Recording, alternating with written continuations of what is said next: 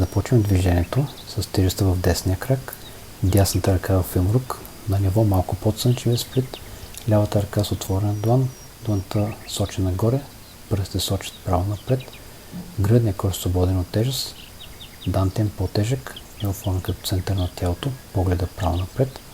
Започваме да местим тежестта от десния към левия крак, след като преместим тежестта, завъртаме дантиен, което нанася удар с дясния юмрук. Едновременно с това лявата ръка свива в лакът и нанася удар в обратната посока на юмрука. Пръстите на лявата ръка сочат посока на десния юмрук.